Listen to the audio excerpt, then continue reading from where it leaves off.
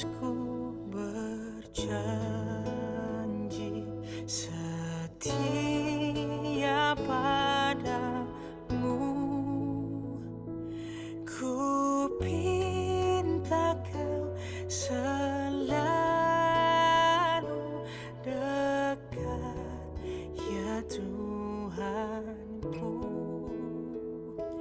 Di kancah pergumulan, jalanku tak sesat, karena Engkau temanku, pemimpin terdekat.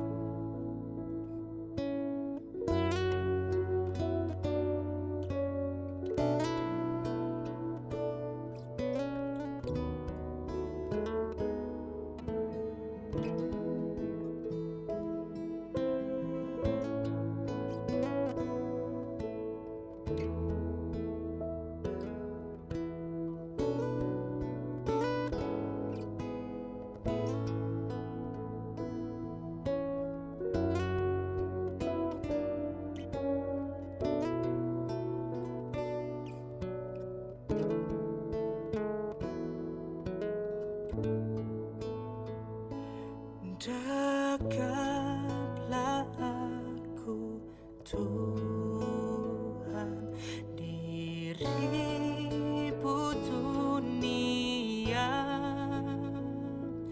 penuh kilauan hampa dan suara godanya. Di dalam dan di luar, si jahat mendesak. Perisai lawan dosa, ya Tuhan kau tetap. Di dalam kemuliaan, kau sambut hamba-Mu.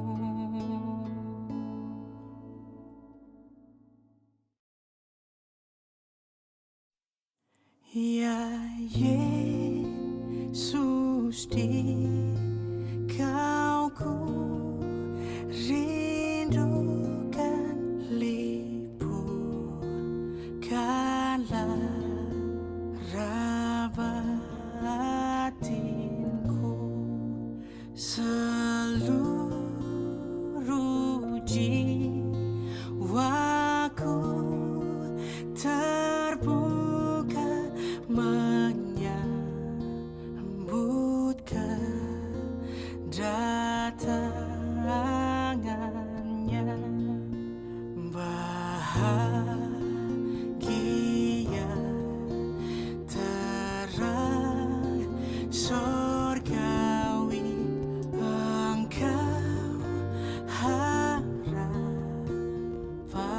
dunia. Terbitlah surya Maha Kasih, dan jiwaku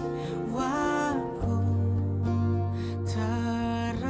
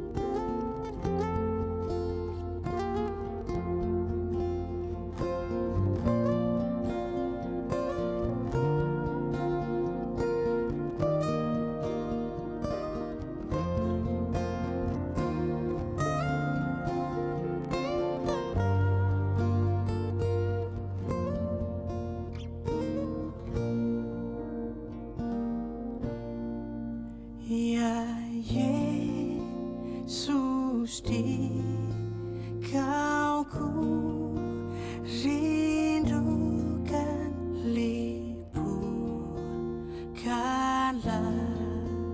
raba batinku, seluruh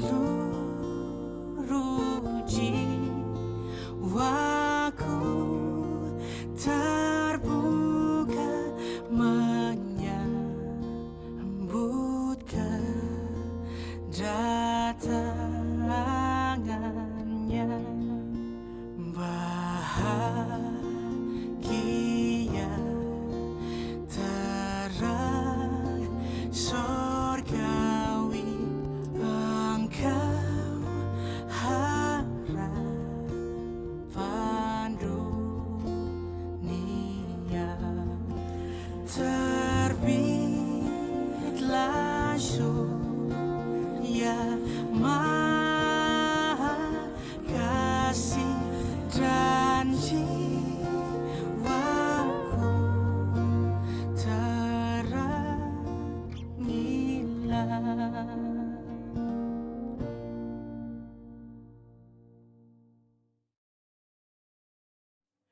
Di muka Tuhan Yesus, betapa hina diriku.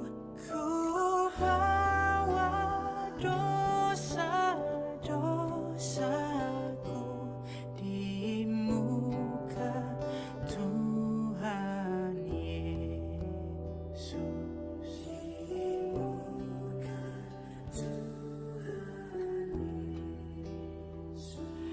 Ku insaf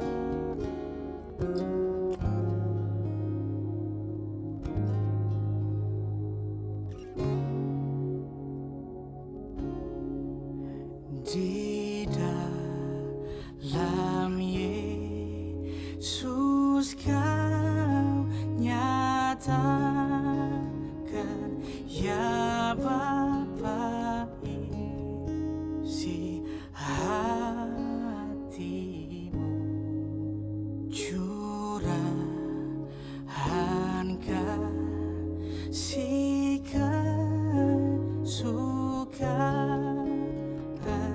Engkau limpahkan bagiku. Andaikan orang menyadari, niscaya Tuhan kau dicari.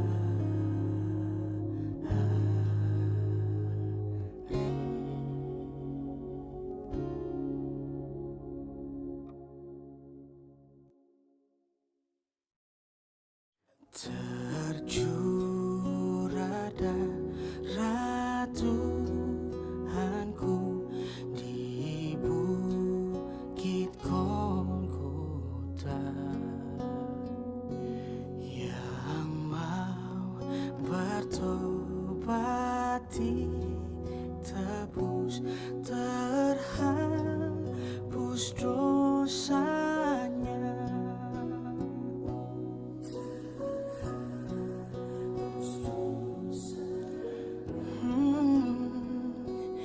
Terhapus dosanya, yang mau bertobat ditebus, terhapus dosanya.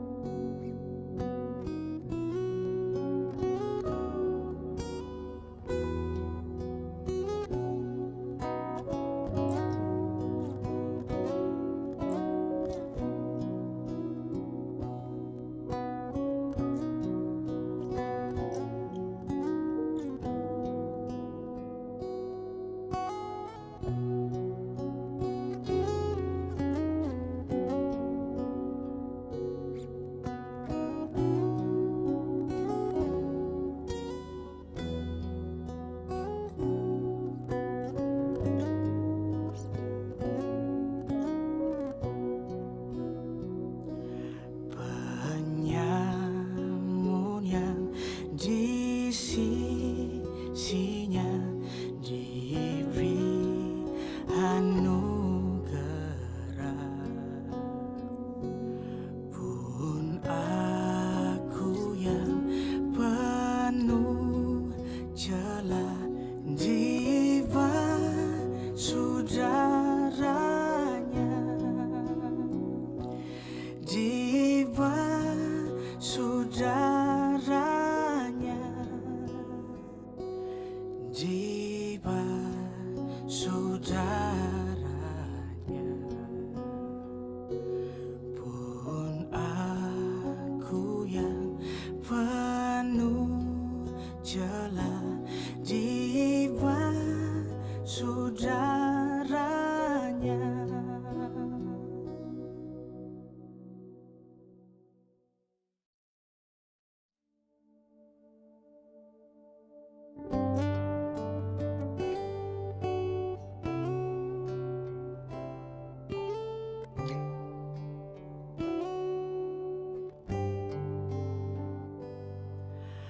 Harap akan Tuhan, hai jiwaku,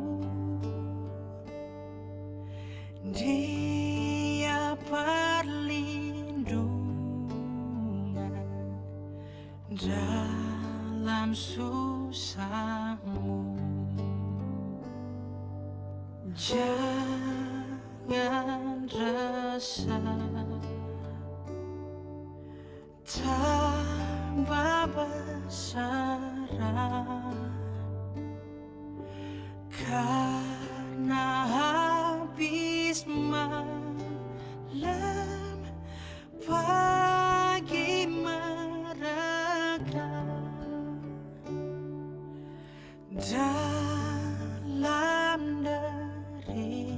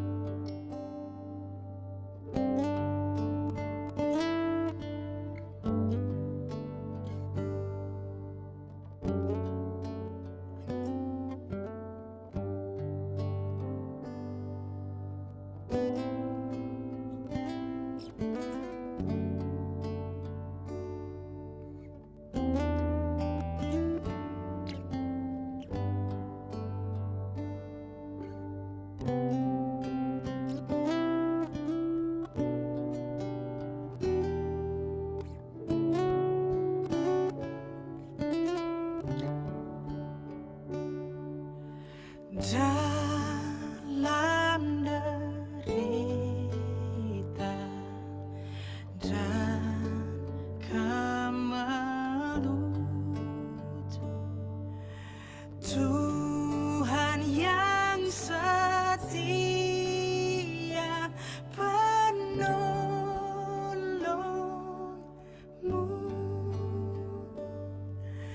Tuhan yang setia penolongmu.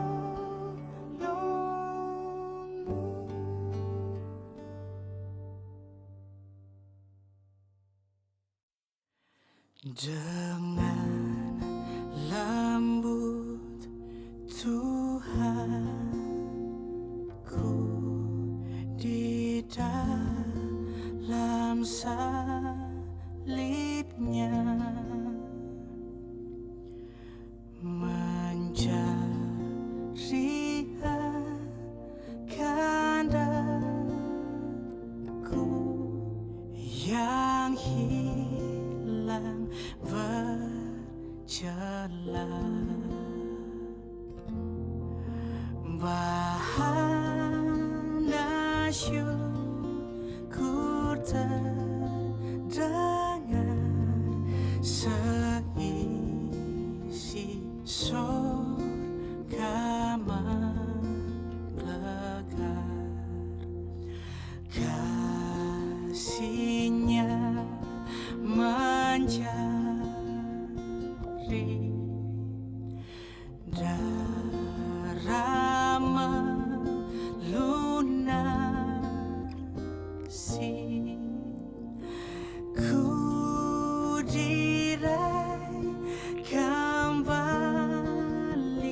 padanya. Ku selamat oleh rahmat-Nya.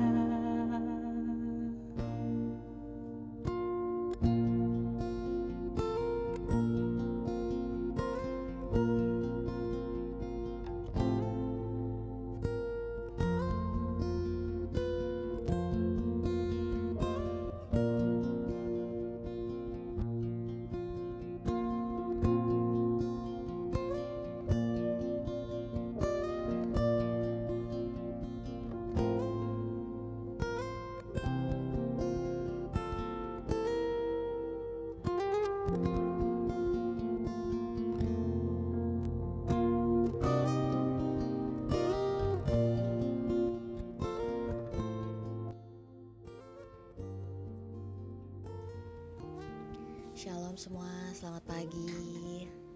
Selamat hari Jumat ya Bapak Ibu dan teman-teman semuanya. Semangat pagi.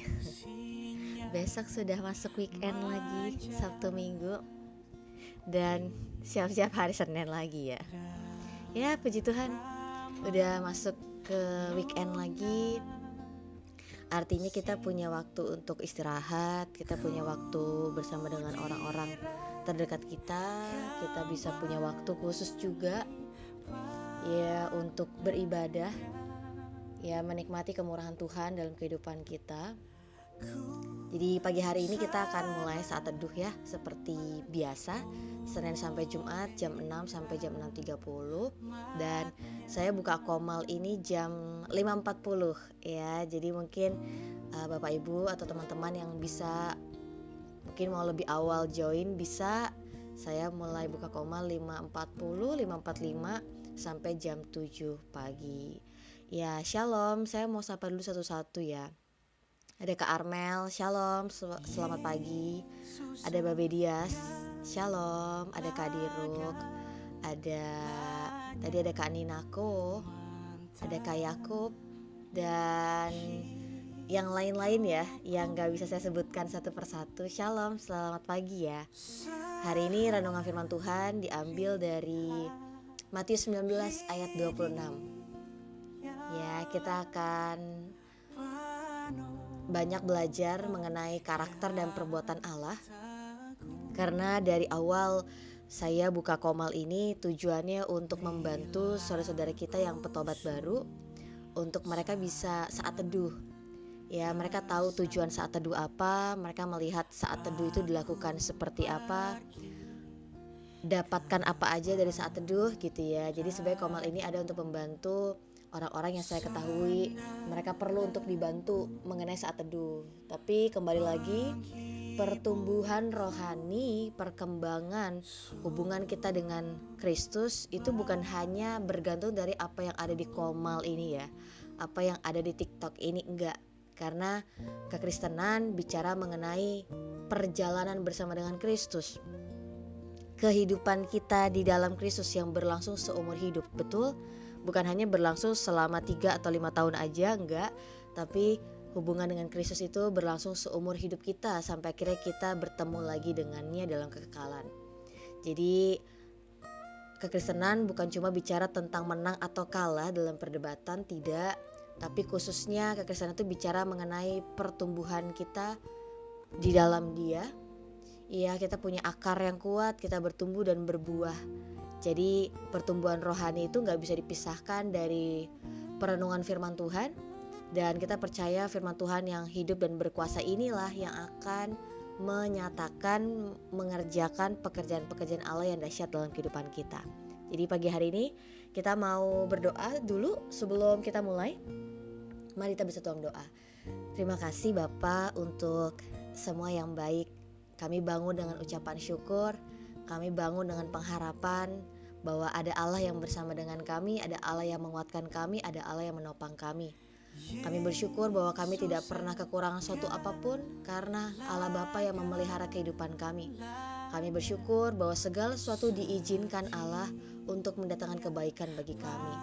Biar hari ini kami ada untuk memuliakan nama-Mu, kami ada untuk buka hati dan pikiran kami, untuk kami bisa mendengarkan firman-Mu Tuhan. Biar kami jadi pelaku, biar hidup kami ada untuk menyenangkan hati-Mu, biar hidup kami ada menjadi saluran berkat bagi banyak orang. Terima kasih di dalam nama Tuhan Yesus. Amin.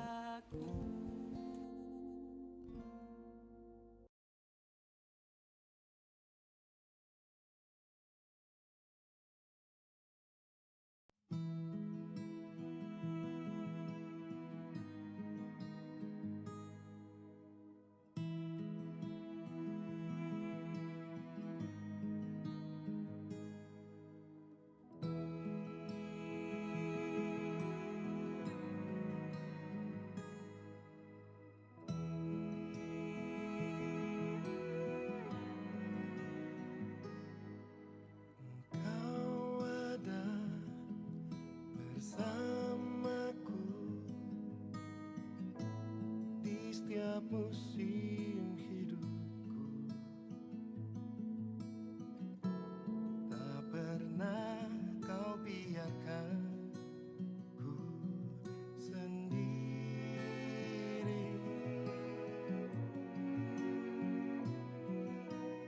Kekuatan di jiwaku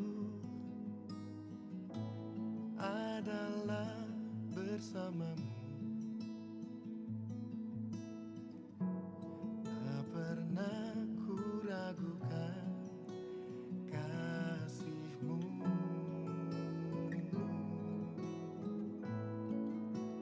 Bersamamu Bapa, ku lewati semua perkara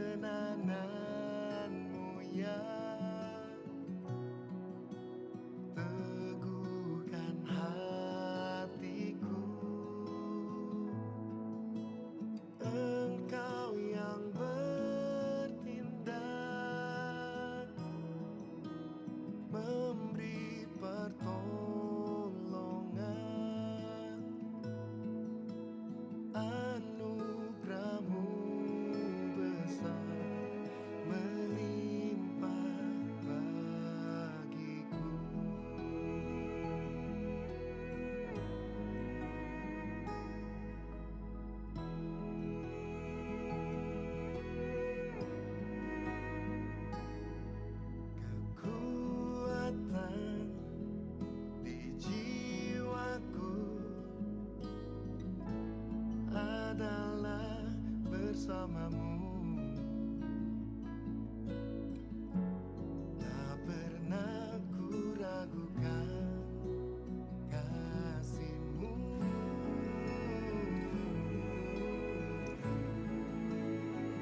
Kasih-Mu, oh, bersamamu Bapa. Ku lewati semua perkenanan-Mu, ya. Teguhkan hatiku, Engkau yang bertindak, memberi pertolongan. Anugerah-Mu besar, melimpah bagiku.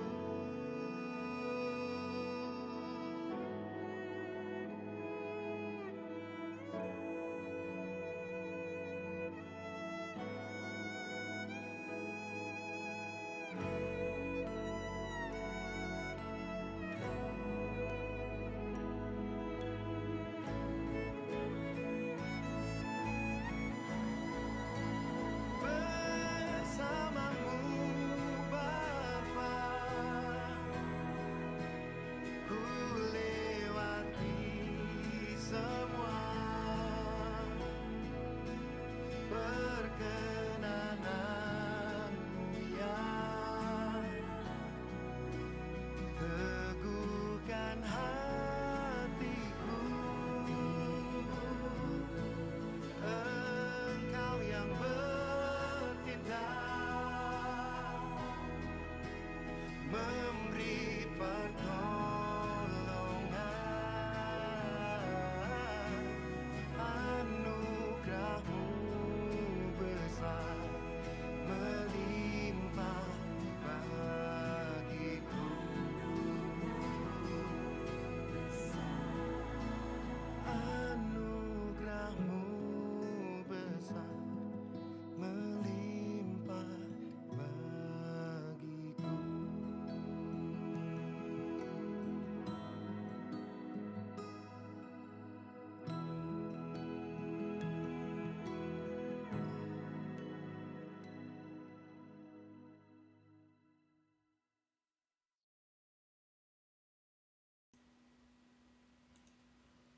Shalom dan selamat pagi bagi Bapak, Ibu, dan teman-teman yang baru aja bergabung.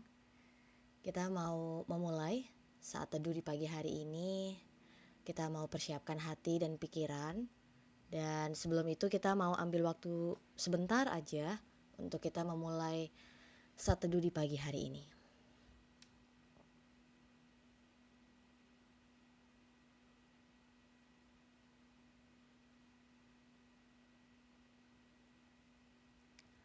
Matius 19 ayat 26 mengatakan, Yesus memandang mereka dan berkata, bagi manusia hal ini tidak mungkin, tetapi bagi Allah segala sesuatu mungkin.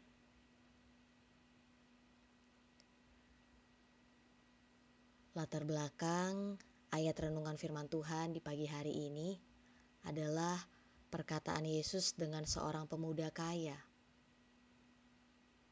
yang sedang bertanya bagaimana memperoleh kehidupan kekal. Yesus memulai dengan mengatakan sebuah standar kebaikan dan menyarankan orang tersebut untuk menaati semua perintah. Ketika orang tersebut mengatakan bahwa ia telah melakukan itu semua, kemudian Yesus menyarankan agar ia menyerahkan kekayaannya untuk mengikut Yesus. Tetapi reaksi orang itu justru sedih dan meninggalkan Yesus karena tidak mau menjadikan Yesus sebagai prioritas pertama dalam hidupnya. Dan menjual semua harta miliknya dan mengikut Yesus.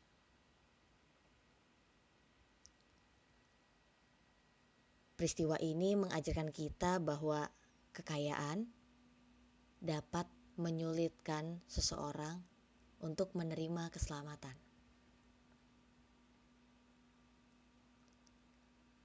Para murid tercengang ketika Yesus berkata bahwa lebih mudah seekor unta melewati lubang jarum daripada seorang kaya masuk dalam kerajaan Allah. Memang kenapa? Apa yang salah menjadi seorang yang kaya? Mungkin pertanyaan yang lebih tepat adalah apa maksud dari perkataan Yesus? Bahwa lebih mudah seekor unta melalui lubang jarum daripada seorang kaya masuk dalam kerajaan Allah.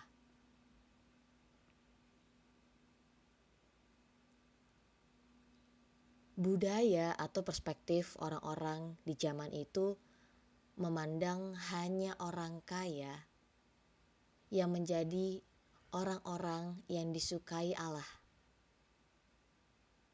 Sehingga setiap orang kaya mampu untuk melakukan apa saja. Tetapi ketika Yesus berkata di hadapan para murid-muridnya bahwa seorang kaya tidak dapat mencapai surga, lalu mereka bertanya-tanya, jadi bagaimana seseorang memilih pengharapan bahwa dirinya akan diselamatkan?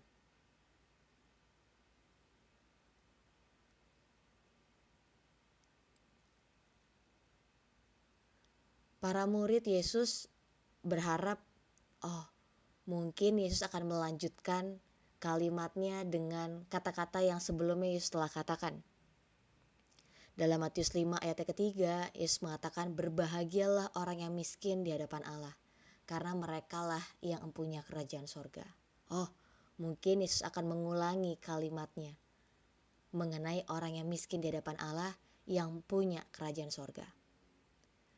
Atau para murid sedang berharap bahwa mungkin Yesus akan melanjutkan kalimatnya dengan mengatakan bahwa seperti anak-anak itu, demikianlah orang-orang yang punya kerajaan surga. Yang dituliskan dalam Matius 19 ayat 13-15. Tetapi ternyata dugaan para murid keliru. Yesus tidak melanjutkan kalimat-kalimat tersebut dengan apa yang telah Yesus katakan sebelumnya. Tapi Yesus justru mengatakan sebuah kalimat yang di luar dari perkiraan para murid. Yaitu, bagi manusia, hal ini gak mungkin. Tapi bagi Allah, segala sesuatu adalah mungkin. Apa maksud dari perkataan Yesus? Secara manusiawi, tidak seorang pun manusia layak memperoleh keselamatan. Keselamatan tidak bisa kita lihat hanya dari sisi manusia saja. Hanya dari pandangan manusia saja, nggak bisa. Keselamatan perlu kita lihat dari ukuran atau standar Allah, karena Allah adalah kebenaran. Sehingga kalau kita melihat dari ukuran atau standar Allah, tidak ada seorang pun manusia yang dapat mencapai untuk melakukan keseluruhan standar Allah. Sehingga tidak ada satupun manusia karena usahanya membuatnya layak untuk diselamatkan.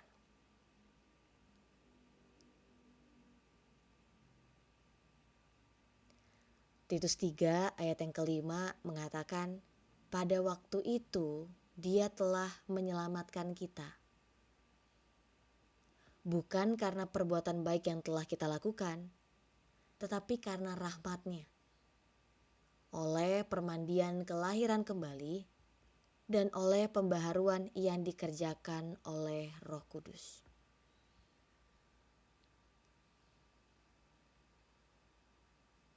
Dari peristiwa percakapan Yesus dengan seorang muda yang kaya, kita menyadari bahwa kebaikannya seorang muda kaya itu ternyata tidak begitu baik. Kebaikannya, semua usaha baiknya seorang muda kaya itu ternyata tidak begitu baik. Yesus sedang memberikan perintah kepada seorang muda kaya itu adalah sebuah perintah yang baik loh. Untuk menjual semua harta miliknya dan menyerahkannya kepada orang-orang miskin dan mengikuti Yesus. Bukankah itu perintah yang baik untuk dilakukan? Tetapi seorang muda kaya itu tidak mau melakukannya karena banyak hartanya, dan disitulah hatinya berada. Sehingga ia sedih dan pergi meninggalkan Yesus tanpa mengatakan satu patah kata pun. Bayangkan, Yesus memberikan perintah yang baik untuk dia lakukan. Tetapi karena terlalu banyak hartanya, sehingga ia sedih dan pergi meninggalkan Yesus tanpa berbicara apapun.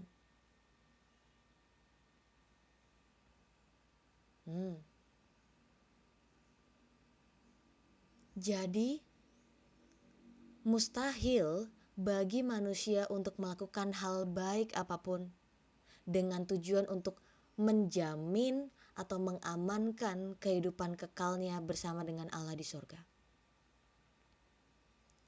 Tapi berita baiknya, kalimat yang tadi Yesus katakan bukanlah kalimat yang terakhir yang kita baca. Karena selanjutnya Yesus berkata, bersama Tuhan segala sesuatu mungkin terjadi. Allah tidak menutup pintu bagi keselamatan manusia. Allah tidak menutup pintu bahwa setiap orang bisa diselamatkan. Tetapi Allah justru menyatakan bahwa hanya Allah lah yang dapat melakukan, mengerjakan keselamatan bagi manusia.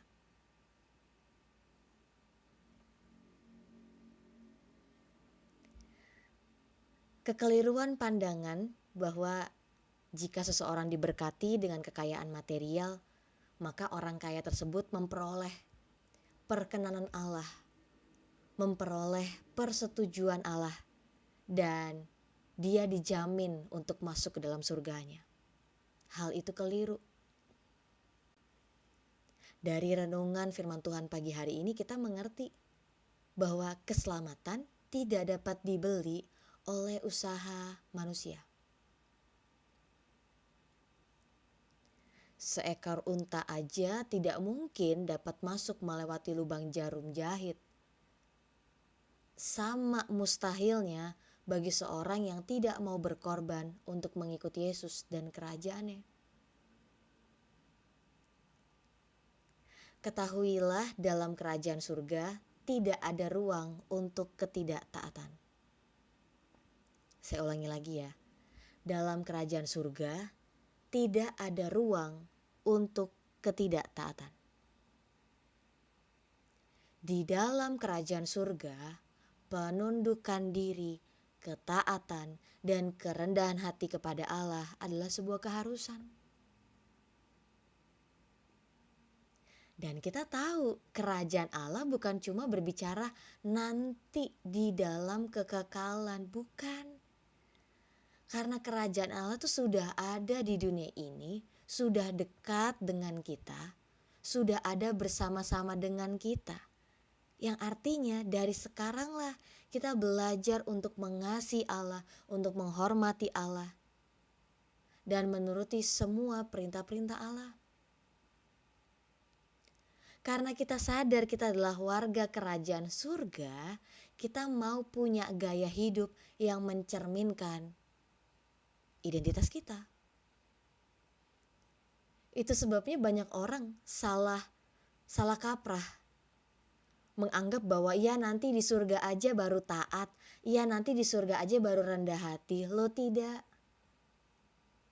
Justru karena kita percaya kerajaan Allah itu sudah ada bersama-sama dengan kita ada di dalamnya, kita mau hidup untuk mencerminkan identitas kita sebagai warga kerajaan surga.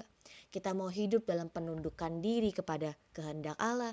Kita mau belajar untuk mentaati perintah Allah.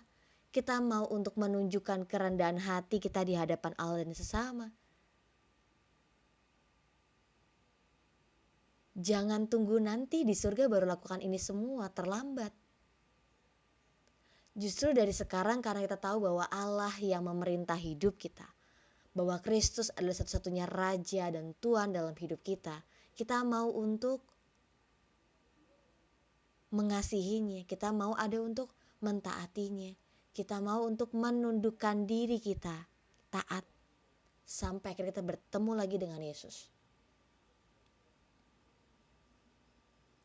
Matius 19 ayat 28 sampai 29 mengatakan, kata Yesus kepada mereka, "Aku berkata kepadamu, sesungguhnya pada waktu penciptaan kembali, apabila Anak Manusia bersemayam di tahta kemuliaannya, kamu yang telah mengikut aku akan duduk juga di atas 12 tahta untuk menghakimi ke-12 suku Israel.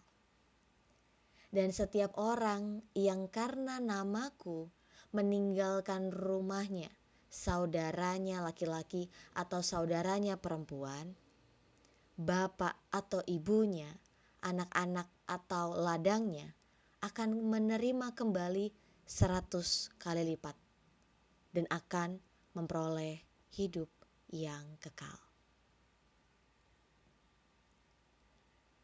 Yesus mengatakan kekayaan itu akan diberikan kepada pengikutnya setelah kerajaannya terwujud sepenuhnya. Sekarang kerajaan Allah sudah ada dalam kehidupan kita, tapi belum terwujud sepenuhnya. Dan itu sebabnya Yesus mengajarkan kita untuk senantiasa berdoa, jadilah kehendakmu di bumi seperti di surga. Yang artinya kita sedang memiliki kerinduan, pengharapan dan keyakinan bahwa ketika kehendak Allah itu terjadi di bumi seperti di surga, maka kerajaannya juga akan bertahta penuh, utuh dalam kehidupan kita, termasuk juga di dunia ini. Lalu apa yang akan kita lakukan setelah mendengar renungan di pagi hari ini?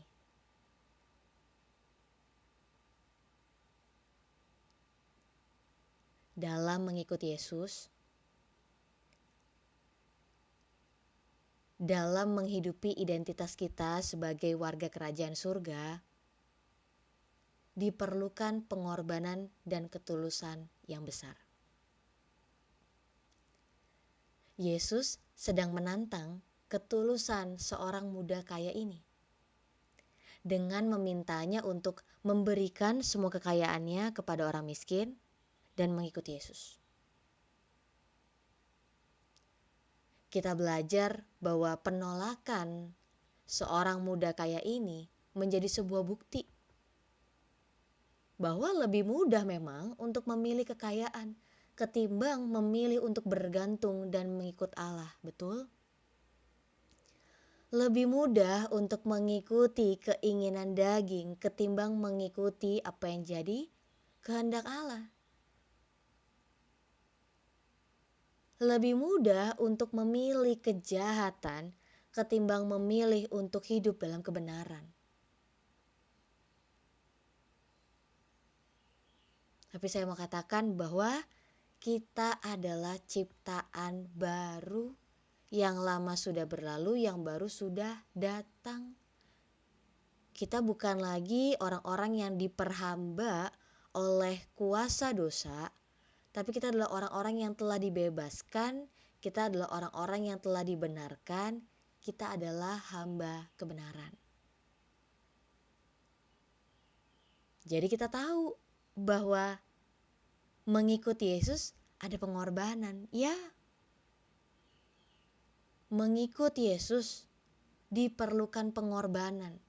Bahkan kalau kita baca dalam firman Tuhan, kita perlu mengorbankan segalanya.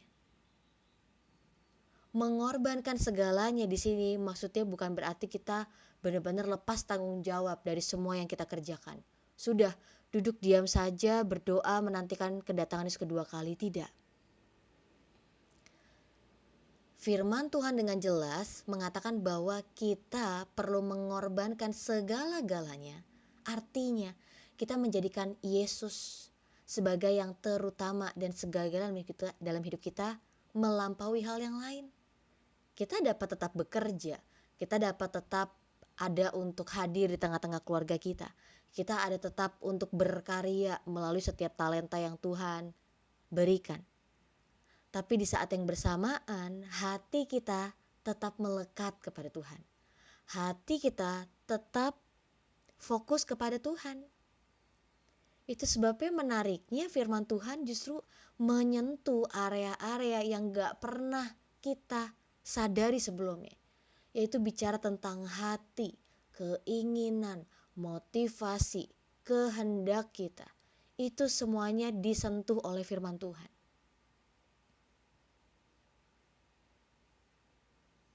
Kembali lagi, kekayaan itu tidak salah di hadapan Allah. Allah punya segalanya. Allah punya segalanya, langit dan bumi itu kepunyaan Allah. Ya, satu-satunya pribadi yang luar biasa, yang kayanya luar biasa, yaitu Allah. Tetapi yang firman Tuhan ajarkan kepada kita di pagi hari ini, ketika kekayaan itu menjadi yang terutama dan segala-galanya dalam hidup kita, sehingga menggantikan posisi Allah dalam hidup kita, maka cinta akan kekayaan itu dapat menyulitkan kita untuk menerima keselamatan. Sekali lagi, saya tidak anti dengan kekayaan. Ya, saya tidak anti dengan yang namanya uang. Ya, itu adalah berkat jasmani. Tapi yang firman Tuhan ajarkan kita adalah kita perlu berhati-hati terhadap cinta akan uang. Karena dari situlah akan ada niat, keinginan untuk timbul melakukan kejahatan. Sebabnya menarik ya, itu cuma uang. Itu cuma emas, perak, kekayaan material. Tapi beberapa orang ketika udah cinta akan uang, dia jadi rela untuk membuat sesamanya menderita, membunuh, merendahkan orang lain, apalagi menjual dirinya, mempermalukan dirinya. Bahkan yang lebih parah, memperhambakan dirinya kepada kejahatan. Jadi dari renungan di pagi hari ini kita belajar bahwa dari seorang muda yang kaya itu lebih mudah memang untuk memilih kekayaannya ketimbang mengikuti Yesus. Ya. Dan itu sebabnya Yesus mengatakan kalau dari usaha manusia ya adalah mustahil untuk bisa masuk surga. Tapi bagi Allah tidak ada yang mustahil. Artinya Allah yang sanggup mengerjakan keselamatan dalam hidup kita. Hari ini kita ada, ya semua karena karya Allah dalam hidup kita, bukan karena kemampuan kita.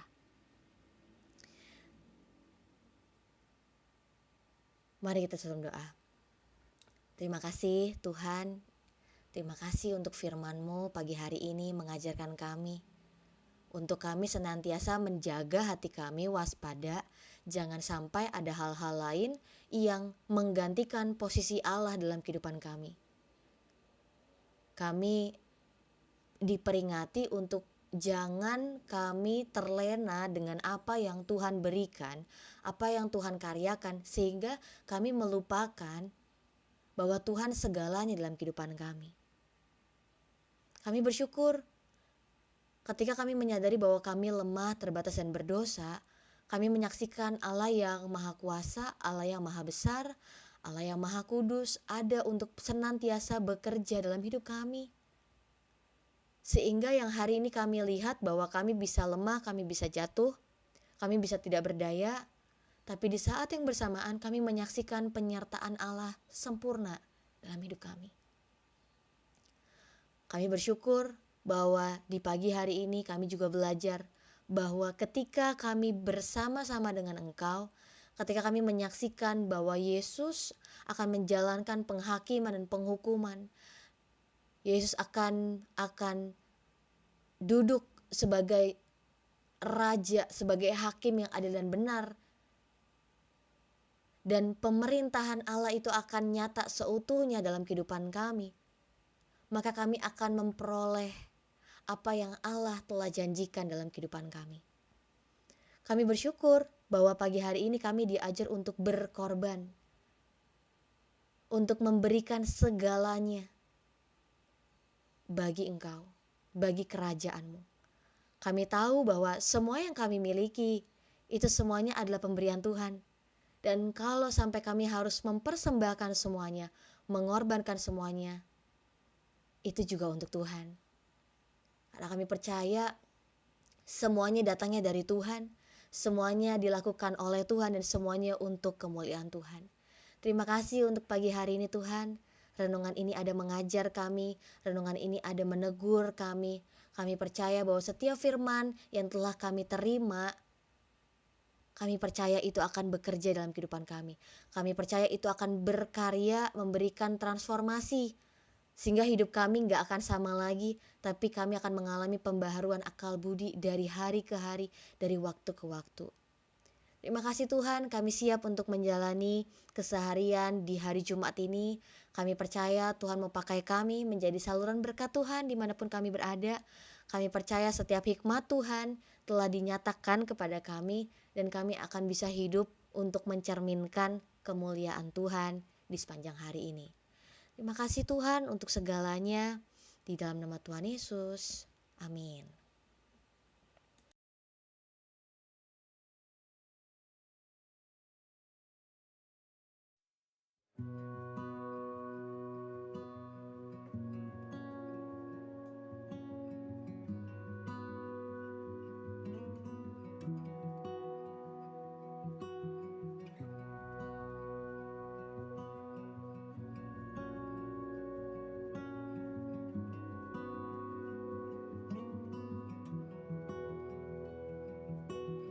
Bapa kau setia,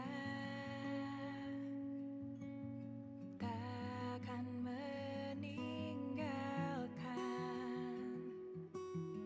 dan ku percaya Engkau milikku dan ku milikmu. Kerinduanku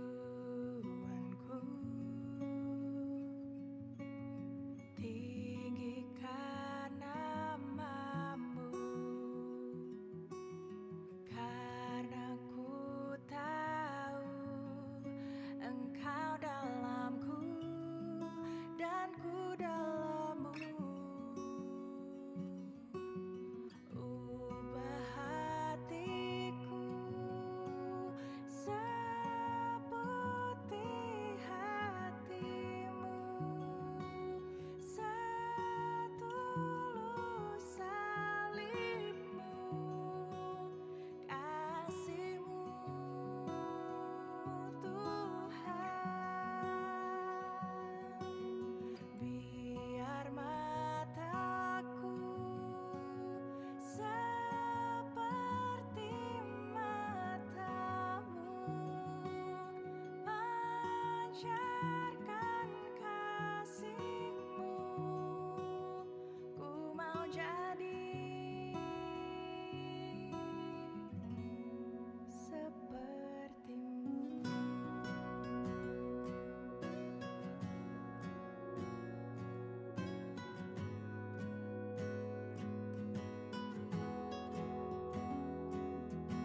Kerinduanku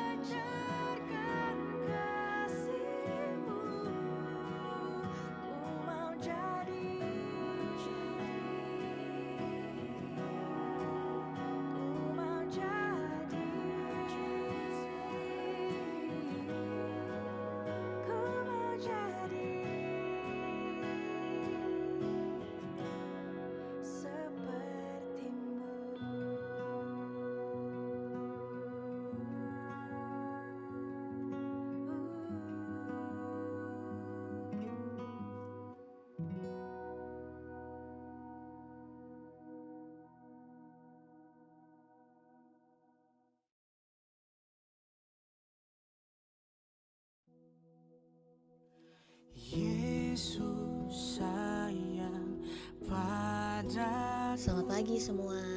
Alkitab. Terima kasih sudah mendengarkan Saat Teduh pagi hari ini. Terima kasih sudah bergabung. Kita pagi hari ini belajar tentang ini ya, bagi Allah tidak ada yang mustahil. Ya, betul. Kalau kita perhatikan dari usaha manusia, ya ini kan masih relate banget ya sama kehidupan saat ini gitu. Bagi beberapa orang, mereka merasa bahwa perkenanan Allah itu diukur dari jumlah kekayaan material yang mereka miliki. Kelompok lain mengatakan bahwa wah, justru ketika kita sadar bahwa kita diperkenankan ya anugerah Allah, maka semakin banyak penderitaan yang kita miliki. Kalau saya melihatnya dari tengah-tengah ya. Satu sisi kita nggak bisa katakan bahwa kalau kita dekat dengan Allah berarti kita tidak diberkati. Enggak juga sih, Allah punya segalanya kok. Pasti akan Allah menyatakan kemuliaannya melalui hidup kita gitu ya. Tapi di sisi lain ya, bicara mengenai jumlah kekayaan material yang kita miliki, saya mau katakan itu tidak mempengaruhi identitas kita. Kita tetaplah anak-anak Allah. Tapi kan kita seringkali melihat atau mengenal identitas kita kalau kita banyak uang, kalau kita berhasil, kalau kita diakui oleh banyak orang, disitulah kita berharga. Saya mau katakan, bahkan sebelum kita ada dalam kandungan ibu kita sudah dianggap berharga. Itu sebabnya Yesus mati bagi kita, Yesus bangkit bagi kita. Saya katakan ini karena saya juga dulu terjebak di area itu. Kalau saya punya uang maka saya lebih pede, kalau saya nggak punya uang saya nggak pede. Kalau saya diakui orang maka saya pede, tapi kalau saya tidak menerima pengakuan orang lain, wah saya bukan siapa-siapa. Tidak. Itu sebabnya identitas kita jangan ditaruh dalam hal-hal yang sementara dong. Karena sementara itu bisa datang dan pergi kan. Yang kita miliki sekarang ini, yang kita usahakan sekarang ini dengan jerih payah, itu bisa hilang loh. Hari ini, mungkin tidak hilang, kita masih miliki. Tapi bisa aja nilainya, berharganya itu udah makin lama makin turun. Ngerti ya? Jadi firman Tuhan mengajarkan kita bahwa kita harus menaruh identitas kita. Kita harus menaruh hidup kita, pengharapan kita kepada yang kekal, yaitu Allah.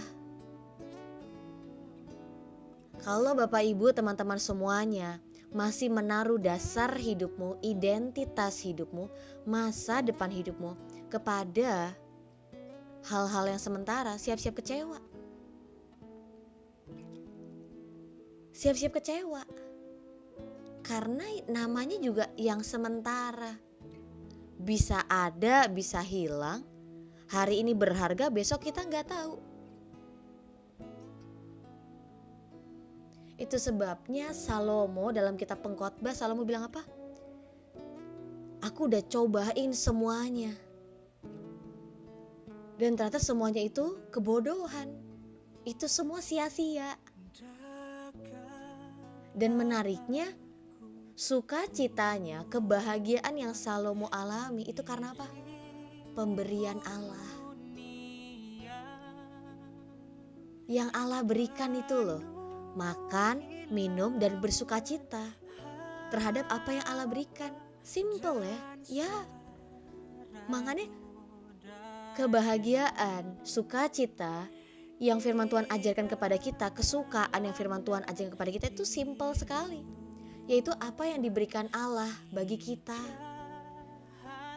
Dan dengan spesifik Salomo mengatakan makan, minum, dan bersenang-senang. Itu adalah bagian kita manusia. Karena hasil dari usaha kita bisa hilang dalam sekejap. Kerja keras kita bisa hilang dalam sekejap. Apa yang kita simpan, apa yang kita kejar-kejar itu bisa hilang dalam sekejap.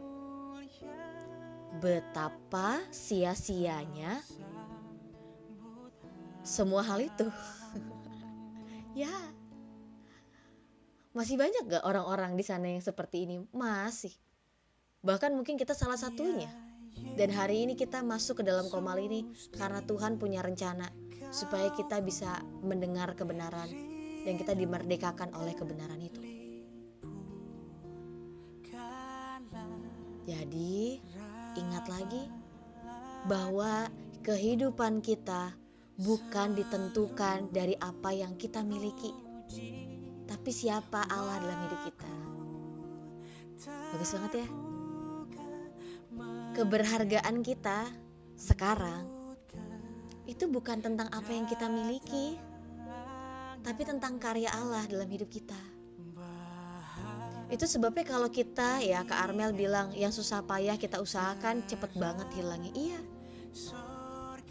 Tapi saya mau katakan, kesedihan dan kekecewaan ketika kita sudah berjerih payah, kita sudah bersusah payah, lalu kok hasilnya gak sesuai, kok hasilnya hilang gitu aja, kok malah orang mencuri apa yang jadi usaha saya. Saya mau katakan itu bagus. Itu adalah pembelajaran yang bagus buat kita. Supaya apa? Kita sadar bahwa itu semua sementara. Dan kita mau menaruh bukan lagi hidup kita pada hal-hal yang tidak pasti, tapi kita mau menaruh hidup kita pada hal yang pasti, yaitu Allah. Terus gimana dong? Kalau gitu kita gak perlu berjerih lelah, Kak. Kita gak perlu bersusah payah.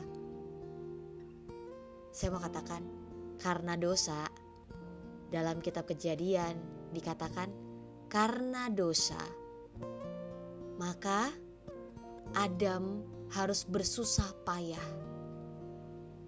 Meskipun sudah bersusah payah, tetapi hasilnya tidak akan setimpal dengan kerja kerasnya. Artinya apa? Karena dosa, maka usaha kita tidak akan sama dengan hasil yang akan kita dapatkan. Ya, jadi bekerja itu adalah tugas yang Allah berikan kepada Adam untuk bekerja di dalam taman itu. Jadi kerja gak salah. Kerja gak salah, Bapak Ibu semua. Tapi yang menjadi keliru adalah yang kita perhatikan, bersusah payah.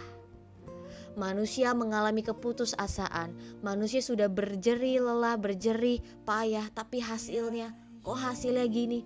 Kok gini Tuhan, kok gini? Iya, itu karena dosa. Itu sebabnya ketika kita bekerja, kita berkarya, kita mau menyerahkan hasilnya kepada Allah. Banyak orang kecewa karena dia bekerja dengan sebuah ekspektasi, dengan sebuah pengharapan bahwa hasilnya harus sesuai dengan ekspektasinya. Saya mau katakan siap-siap kecewa. Jadi bekerjalah ya dengan sebuah keyakinan, apapun hasilnya Tuhan, biar itu ada untuk memuliakan Tuhan. Apapun berkat, berapapun jumlah berkat, bagaimanapun hasilnya, saya serahkan kepada Tuhan.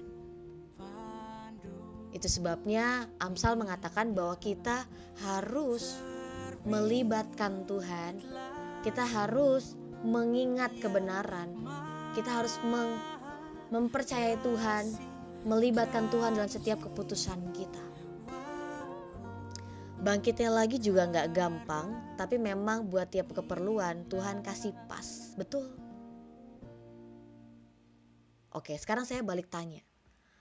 Allah itu punya segalanya, tapi kenapa sekarang sepertinya berkat yang Allah berikan itu mepet? Ngepas banget.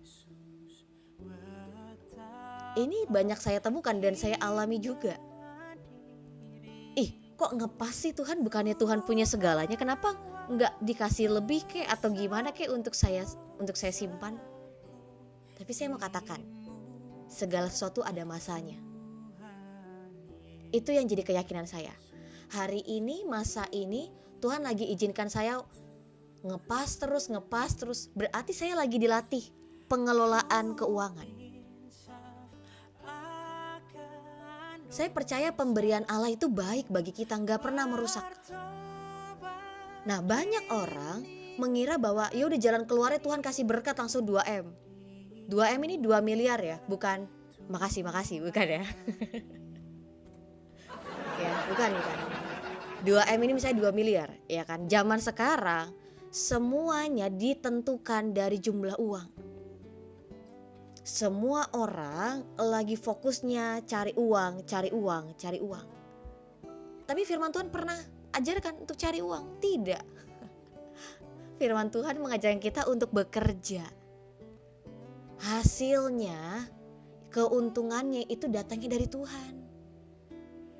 Nah, yang kelirunya sekarang adalah kita fokusnya cari uang. Menariknya ketika kita cari uang, malah uang tuh makin jauh.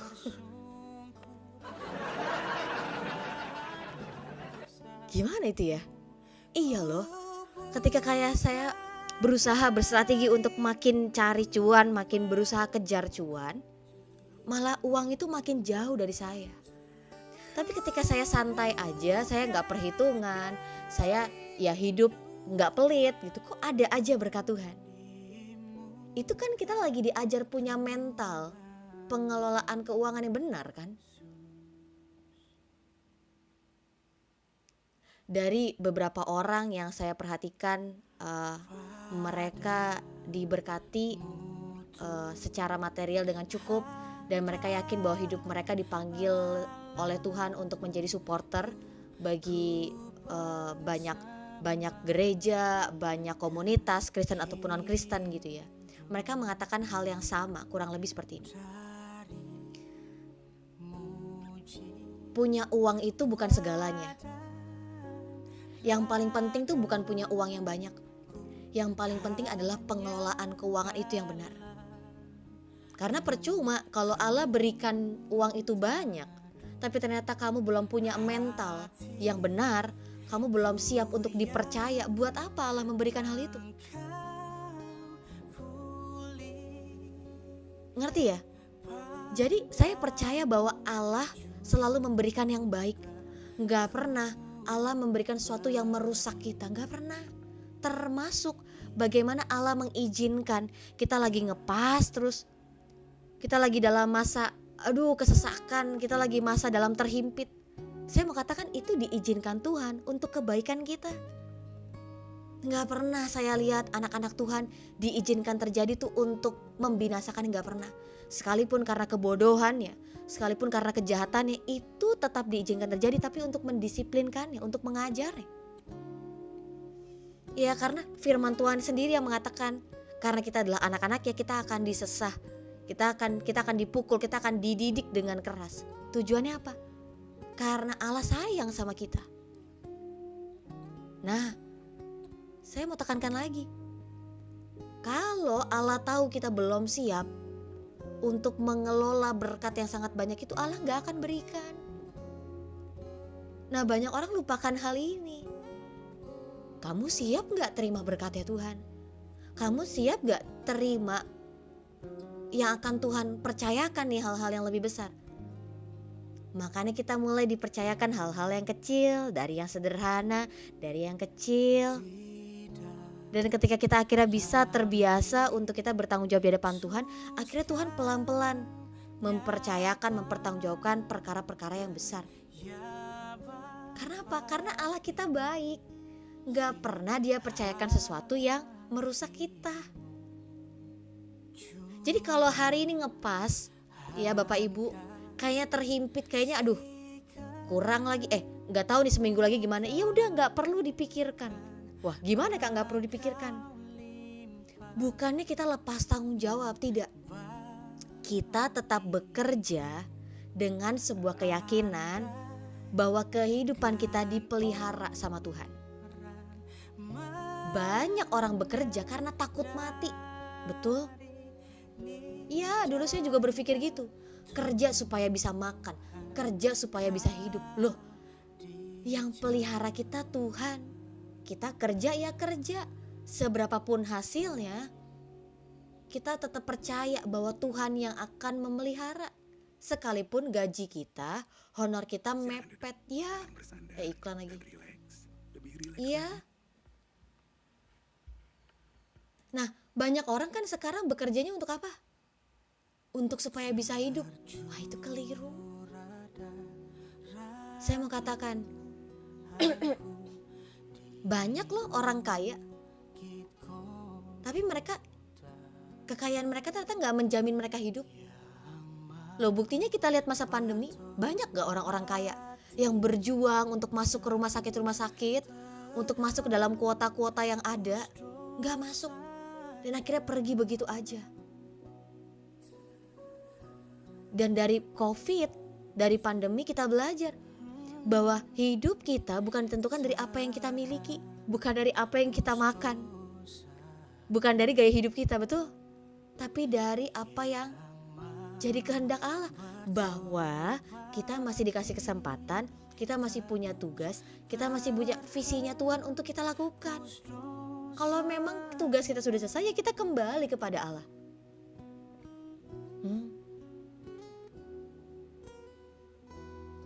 Jadi perlu berhati-hati karena dunia sudah mengajarkan, bahkan dunia mendorong kita untuk kita bekerja untuk bisa hidup.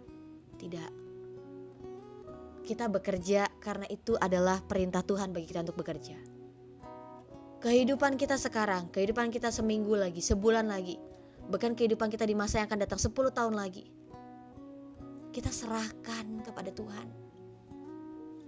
Kita percaya bahwa Tuhan yang pelihara kita. Mungkin yang saya bisa bagikan ya dari apa yang saya saksikan dan saya alami ya. Hidup saya sebagai hamba Tuhan.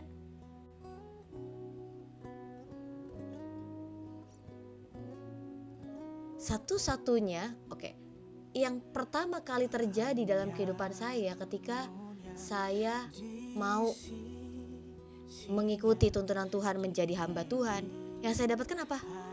Penolakan dan penderitaan. Ini saya ketawa karena udah berlalu ya. Ya.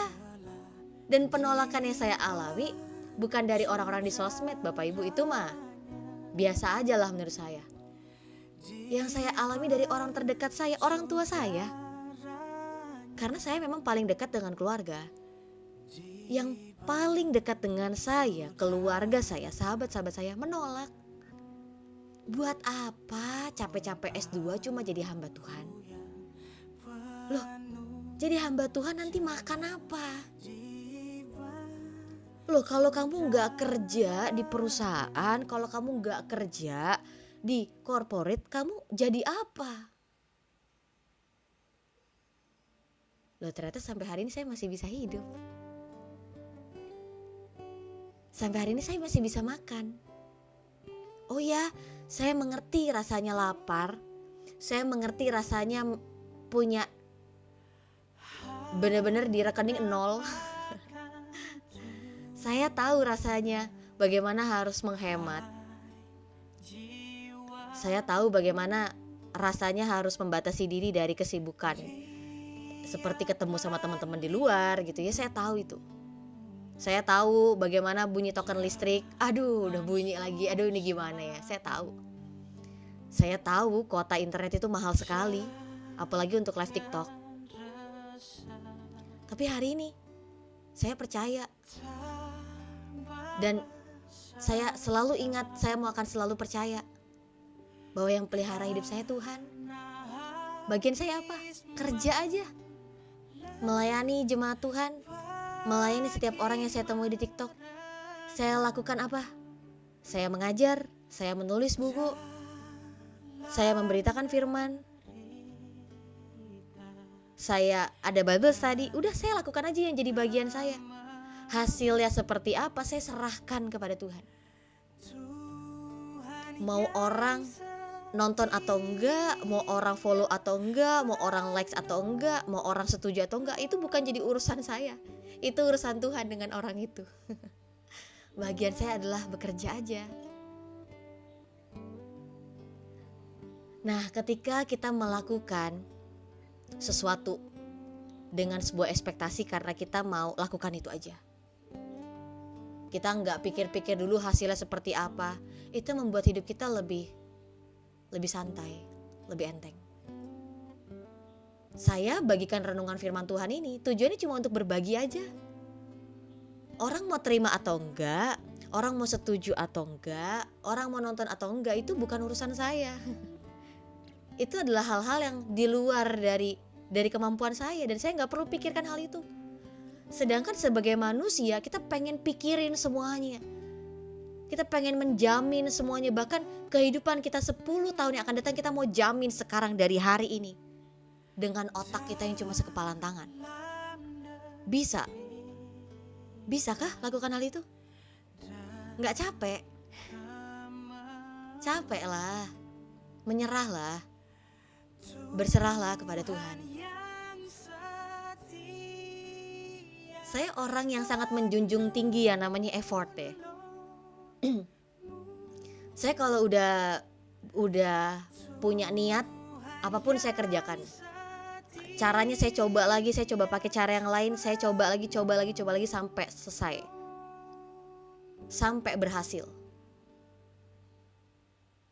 Tapi saya perhatikan bahwa saya sadar saya gak bisa jamin hidup saya. 5 tahun ke depan seperti apa, 10 tahun ke depan seperti apa, saya gak bisa jamin hidup saya.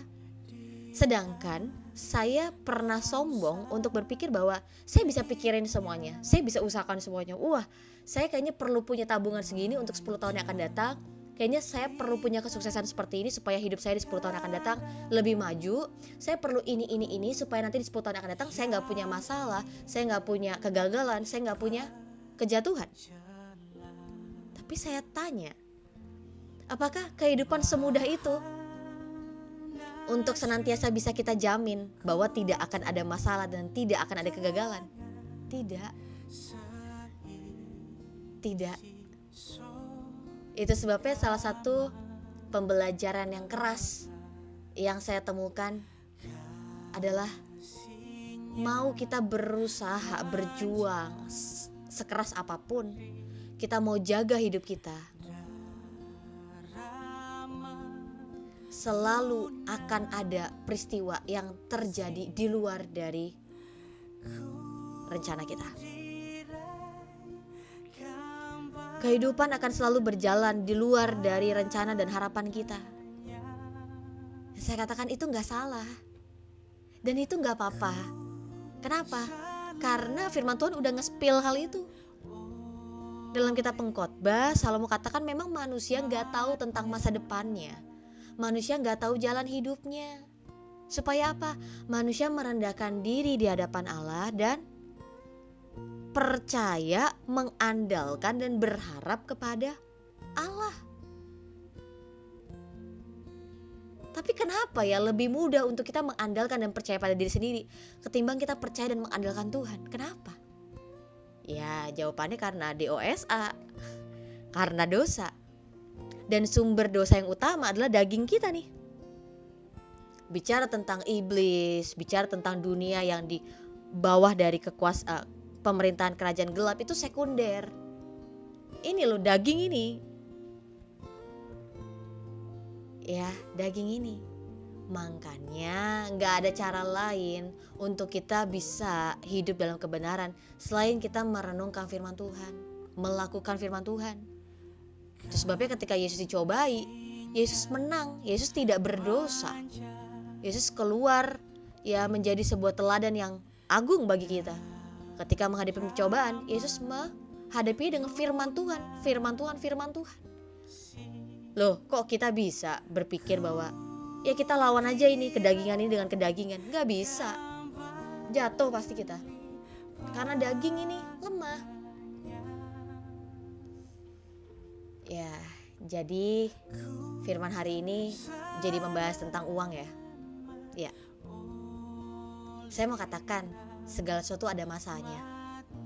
Hari ini kalau rasanya ngepas, mepet lagi, berarti itu adalah masa di mana kita lagi belajar untuk bisa mencukupkan diri. Belajar bijaksana dalam mengelola uang, belajar mengucap syukur dalam segala keadaan, belajar untuk percaya, yakin bahwa sekalipun saya terbatas, masih ada Allah yang pelihara. Jadi dalam saat teduh saya juga, perenungan-perenungan saya, misalnya ya, wah mepet nih Tuhan, nih perlu bayar listrik, perlu bayar wifi, perlu bayar ini dan itu. Ini gimana ini Tuhan? Saya cuma bicara itu aja ke Tuhan. Saya tahu saya gak bisa tanggung sendiri. Tuhan tolong ya, saya tahu Tuhan pasti akan menyatakan kemuliaan-Mu dalam hidup saya. Dan kalau memang Tuhan tidak memberikan berkat kepada saya juga gak kecewa. Oh, berarti memang saya gak bisa bayar, ya udah. Tapi kalau memang Tuhan juga berikan, saya mengucap syukur Tuhan memberikan kepada saya sehingga saya bisa bayar. Dan saya hari ini bisa mengakui kepada misalnya orang terdekat saya, maaf ya belum bisa. Iya karena belum ada. Iya gak apa-apa. Identitas kita tidak bergantung dari apa yang kita miliki. Karena dulu saya berpikir, wah saya kayaknya akan dianggap orang deh kalau saya punya uang banyak. Saya kayaknya akan dianggap orang deh kalau hidup saya sukses. Kayaknya saya akan dianggap orang deh kalau saya berpenampilan yang baik. Tapi saya mau katakan itu semuanya sementara. Dan saya mau katakan kalau kita hidup dari pengakuan orang lain, kita hidup dari penilaian orang lain, siap-siap kecewa karena orang bisa berubah. Hari ini ketika mereka ada senang sama kita, mereka bilang apa? Wah kamu bagus ya. Wah kamu luar biasa. Kalian luar biasa gitu. Tapi giliran mereka benci sama kita, mereka berubah. Itu siapa dia? Dia kan gak tahu diri kan. Wah, udah ngomongnya macem-macem. Nah, jadi kita ingat lagi identitas kita, masa depan kita, hidup kita. Itu karena siapa? Karena Allah. Itu sebabnya temukanlah identitasmu Bapak Ibu, kakak semua. Temukan rencana hidupmu itu dalam firman Tuhan. Karena kita tahu Tuhan tidak pernah berubah. Hari ini aja kita ngomong apa besok kita lupa. Hari kita merencanakan apa besok rencana kita bisa berubah, betul? Tapi Allah tidak pernah berubah karena Allah bukanlah manusia. Allah tidaklah seperti manusia yang hari ini berkata apa lalu besok lupa dan tidak melakukan apa yang jadi firman-Nya.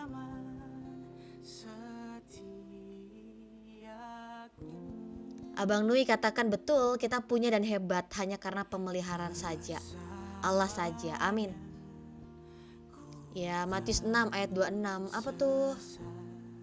Saya bantu baca ya. Matius 6 ayat 26 mengatakan, pandanglah burung-burung di langit yang tidak menabur dan tidak menuai dan tidak mengumpulkan bekal dalam lumbung, namun diberi makan oleh Bapamu yang di sorga. Bukankah kamu jauh melebihi burung-burung itu? Ya. Kemudian yang menjadi kelirunya lagi adalah banyak dari kita itu tidak mau melepaskan, menyerahkan hidup kita sama Tuhan. Artinya hidup kita ini masih selalu kita pegang, masih selalu kita kuasai. Loh, bisa gak untuk kita serahkan hidup kita kepada Tuhan? Biarkan Tuhan yang memimpin, biarkan Tuhan yang pegang setirnya, biarkan Tuhan yang pegang kendali. Kita bisa bersandar, kita bisa percaya dan mengandalkan Dia. Oh ya, saya tahu itu adalah suatu hal yang harus kita putuskan setiap hari, kita ambil jadi komitmen kita tiap hari. Tapi saya mau katakan, justru ketekunan itulah yang akan membuat kita melihat hasil dari kebenaran, buah dari kebenaran itu. Jadi berserah, percaya dan mengandalkan Tuhan itu bukan sekali terjadi lalu akhirnya otomatis seumur hidup kita seperti itu, tidak. Itu adalah keputusan kita setiap hari, setiap saat. Ya, jadi ingatlah bahwa kita lemah, terbatas dan berdosa. Itu sebabnya setiap hari setiap saat kita perlu Tuhan. Ya, coba aja lakuin semua sendiri. Bisa gak? Saya sudah saksikan gak bisa. Gak bisa. Semakin kita merasa bisa, semakin kita merasa mampu untuk lakukan semua sendiri, semakin kita jatuh dalam dosa kesombongan. Dan di hadapan Tuhan, kesombongan tuh gak ada gunanya, gak ada apa-apanya, itu malah merusak kita. Dan kita tahu iblis jatuh karena apa? Kesombongan. Menariknya adalah kita sampai hari ini diberikan kesempatan untuk bertobat. Dan kita bersyukur bahwa kita setiap hari dapat bangun pagi, kita setiap hari dapat bangun memulai hari kita dengan sebuah kesempatan bahwa hari ini saya bisa memulai lagi Tuhan. Hari ini saya dapat mencoba lagi, saya mau lakukan kehendak Tuhan dalam hidup saya. Beda sama iblis. Iblis meskipun tahu akhir hidupnya, dia gak bertobat. Gak bertobat kan? Ya itu salah satu naturnya. Bersyukur pagi hari ini ada banyak kebenaran yang mengingatkan kita, mengajarkan kita bahwa bagi Allah tidak ada yang mustahil. Sebagai manusia kita sadar kita terbatas. Kita gak bisa untuk menaiki tangga surga itu ya, gak bisa. Kita sadar bahwa hanya Allah yang dapat mengerjakan, mengkaryakan keselamatan dalam hidup kita.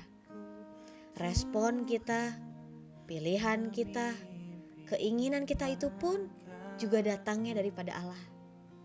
Semoga renungan firman Tuhan hari ini ada untuk membuat kita semakin percaya, mengandalkan Tuhan, menjadikan Tuhan segala-galanya dalam kehidupan kita. Amin.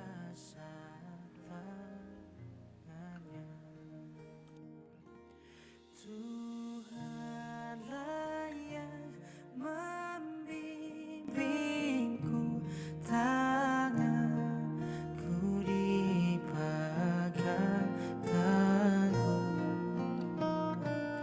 hatiku berserah penuh, tanganku dipegang teguh.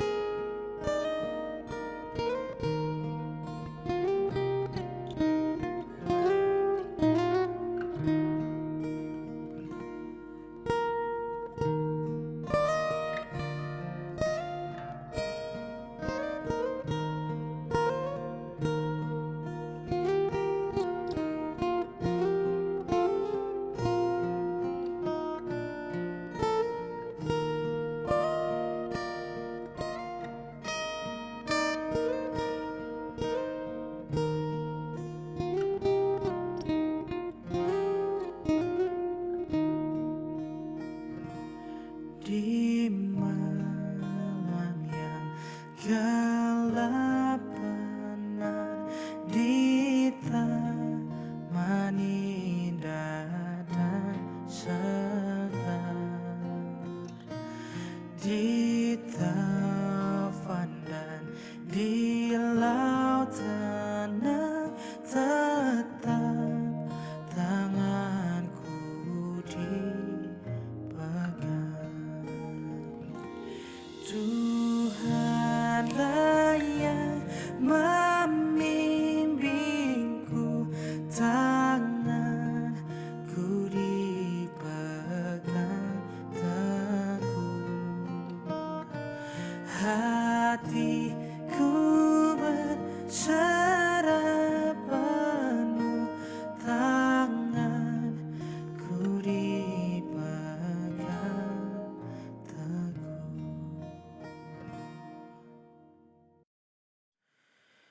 Ya Tuhan, tiap jam ku Terima kasih untuk memerlukan. gedean ini. Terima kasih untuk semuanya, Bapak Ibu dan kakak-kakak, teman-teman yang sudah bergabung saat teduh pagi hari ini.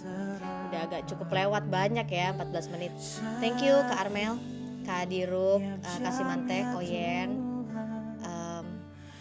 Abang Nui, Kak Adi, dan ada Kak Hubal juga tadi. Siapa aku dan siapa lagi nih? Ada Kak Bodyguard. Shalom Kak Bodyguard, Kak Devano, Kak Lenti, Harefa, Pak Habis Gelap, dan Kang Nyet. Ya, nah ini dia artis kita ya, Kak Ena. Terima kasih semuanya yang sudah mendengarkan renungan di pagi hari ini.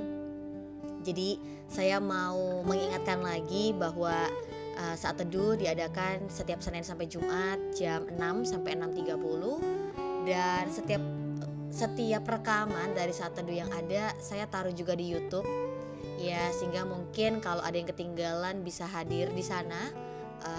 Saya usahakan dalam seminggu ya, mungkin saya bisa taruh itu semua rekaman yang ada di YouTube. Terima kasih semuanya. Tuhan memberkati. Selamat menjadi saluran berkat bagi setiap orang. Selamat ada untuk melayani orang-orang di sekitar kita. Selamat untuk senantiasa bergantung dan percaya mengandalkan Tuhan, karena Tuhan adalah segala dalam kehidupan kita. Tuhan memberkati semua. Shalom. Setiap jamnya Tuhan, jika ku perlukan, ku datang juru selamat, berkatilah.